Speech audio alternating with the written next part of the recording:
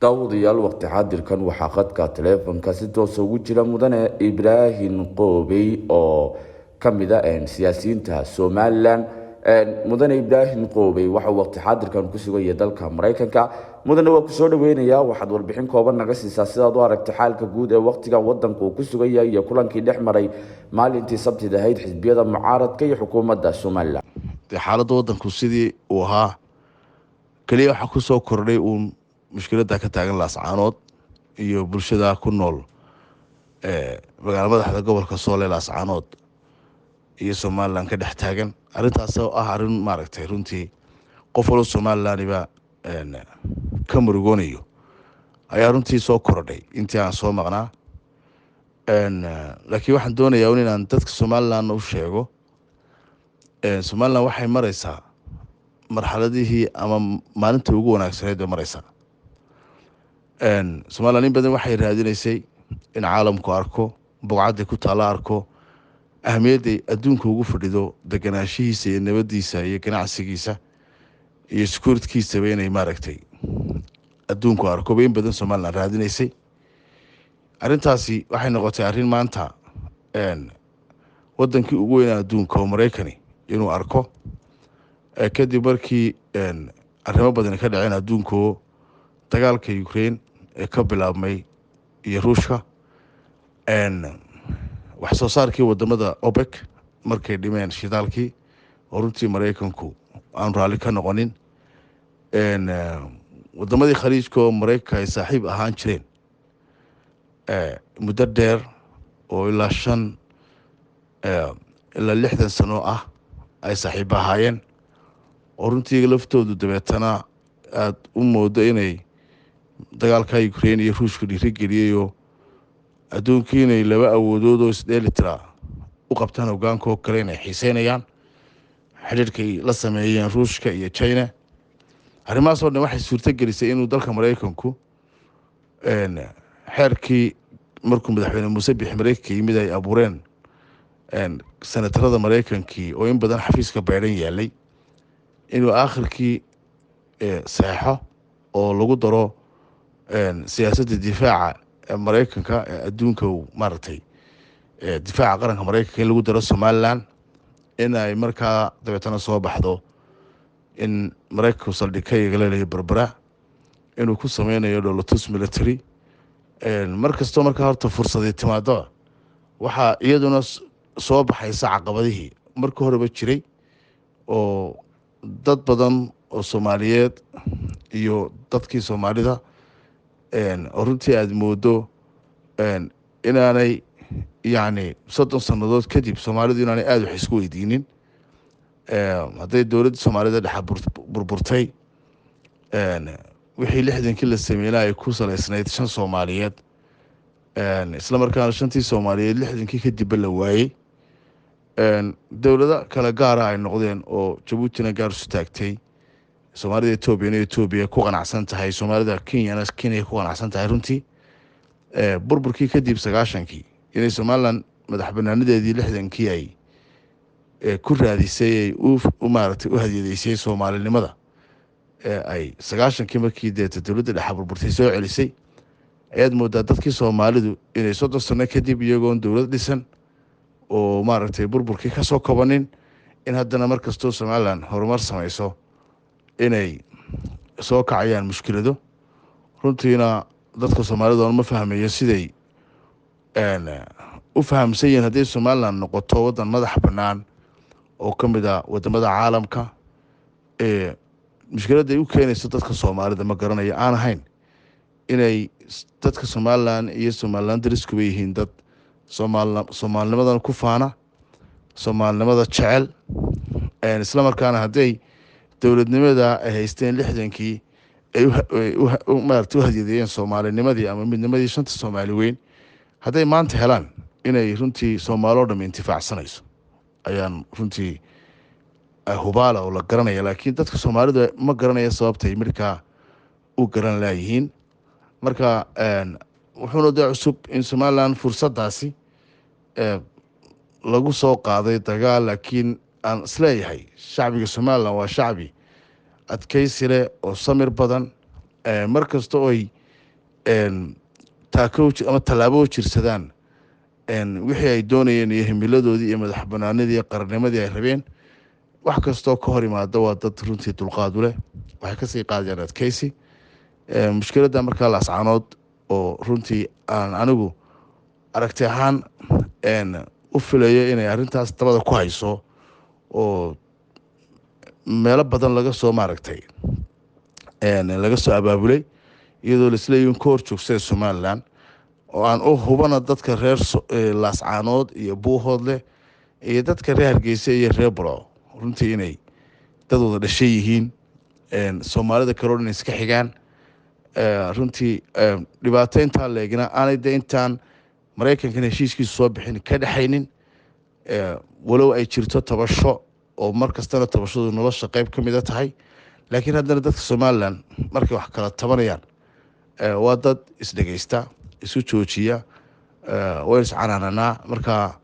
wuxuuna leeyahay dee xaaladda somalilan waanay wanaagsan tahay oo meel fiican bay maraysaa, fursadaheeduna maanta way ka sarreeyaan intii weligeed ahaan jirtay. hase yeeshee de caqabadihii oo maanta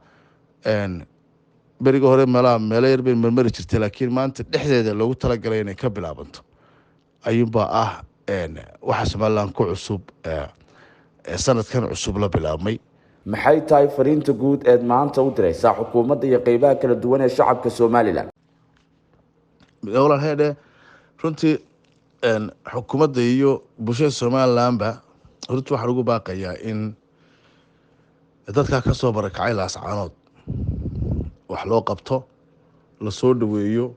lagu soo dhaweeyoba magaalooyinka burco iyo hargeysa iyo arigaabo, runtii dibudejin lagu sameeyo. waxaa kaloon xukuumadda ugu baaqayaa inay aanay ka gaabinin dadaalka ah inay nabad ku soo dabbaasho magaalada laascaanood, noloshiina sidoodii ku soo celiso. waxaan shacbiga somalilan u sheegayaa si guud, runtii waddanka somalilan wuxuu soo maray taariikh dheer, bulshadiisuna waxay soo martay maalmo adag iyo nolol adag. halkaa maanta marayno ee somalilan marayso runtii waa meel caalamka oo dhami majiiranayo. dal soomaaliyeed iyo ummad soomaaliyeed oo jirta oo walaal maanta inaga wanaagsanna ma jirto. meel soomaali joogto oo maanta somalilan ka wanaagsani ma jirto. meel somalilan aan ahayn oo soomaali isku timaadaana ma jirto. jaamacadaheeda haddaad eegtid ilaa camuud, ilaa jaamacadaha hargeysa, ilaa jaamacadda burco, ilaa carigaabo, ilaa nugaal, ardayda dhigataa somalilan maaha, waa soomaali oo dhan weeye. ganacsigaad aragtay baaxadda leh shanta soomaaliyeed baa ku ganacsadaa, hargeysa iyo berberi iyo boorame iyo ilaa wajaale. nabadgelyada waad aragteen. intaasoo dhan tacabkeena bay ku timid, soomaaliduna way intifaacsatay. adduunkuna wuxuu doonayaa inuu intaas isaguna ka faa'iidaysto oo waxdila qabsado. waynu soo marnay maalmo aynu intan ka liidanay, laakiin maanta halkaynu marayno waxaa loo baahan yahay shacbiga somalilan inuu gacmaha sii qabsado. waxaa loo baahan yahay shacbiga somalilan inuu dowladnimadiisa sii taageero. waxaa loo baahan yahay shacbiga somalilan inuu sii adkeeyo amnigiisa iyo deganaanshihiisa. adduunka meel kastoo colaada ka jirta maanta waad arkaysaan. yacni markaa waxaa imanaysa baahi bini aadamnimo, waxaa imanaysa cunto yaraan, waxaa imanaysa hoy la-aan, waxaa imanaysa caafimaad la-aan. marka horta somalilan dadkeeda waxaan leeyahay adkaysta ammaankiina iyo qarannimadiina. walaalihiina laascaanood laga barakiciyey ee talxumaantu keentay barakacaana runtii u gurmada. kuwa laascaanood ku hadhay u gurmada, kuwa laascaanood meelo ka shisheeye tegey u gurmada, kuwa maamul goboleedada soomaaliya ku duruufaysan ee dhawaaqooda maqlayno u gacan hadiya u yeedha. weligeedba markay sano kaletay dadka somalilan iyaga iskarab qaban jiray. waxaan doonayaa inaan siyaasiyiinta somalilan usoo jeediyo gaar ahaan murankii siyaasadeed baan uga faa'iidaysanaya muddada dheer soo jiray axsaabta mucaaridka. runtii waxaan arkayaa siyaasiyiin badan oo ama baarlamaan ku jira ama xisbiyada ku jira ama qaar kaloo madax bannaan oo ishuuga waddanka maanta ka taagan oo mushkiladda laascaanood ka mid tahay weli iyagoo haysta aragtidii ahayd inay mucaarad ama ku saleynayeen ama ku sanaynayeen shaksi oo madaxweyne muuse oo kale waa nin aada farta loogu godo saaxiibo badan uu lahaa maanta mucaarad ku yihiin marka iyagoo sidii wixii dee markii ay xaaladdu caadiga ahayd madaxweynaha ku dhaliilayeen ee runtii ay uga dhigeen siyaasadda arrintu way isbedeshay baan leeyahay arrintu isbedeshay marba salaada waktigeeda la tukadayo dee maanta waxaa la taagan yahay in bulshadaas laascaanood iyo laisku soo celiyay qarankii somalilan waxaa la taagan yahay in wixii hore u jiro dhan dhulka la dhigo axsaabta mucaaradka baan si gaara waxaan ugu sheegayaa sanadkii 2022 iyo ilamaa iyo march 2018 haddii laga soo bilaabo waxaad maydaan ku heshiin idinka iyo madaxweynuhu iyo xukuumaddu ama xisbiga talada hayaa mar qura kumaydaan heshiin siyaasad qura komishanadii faraha badnaa doorashooyinkii waxaasoo dhan iminkana waxaynu soo gaarnay in doorasho madaxtooye lasoo dhaafo in laysanadii xisbiyadu dhacaan doodiina original waxay ahayd laysankaygu wuxuu dhacayaa December 26 waxaananu doorashada xaq u leenaanu gallo November 13 marka waa garwaaqsanaydeen in laysankiinu December hadduu dhaco aydan doorasho geli doonin hase yeeshee kulankaa idiin bilaabmay idinkiiyo madaxweynaha iyo 10 urur siyaasadeeda kale waxaa laga filanayaa oo Soomaaliland ka filanaysaa in laga gudbo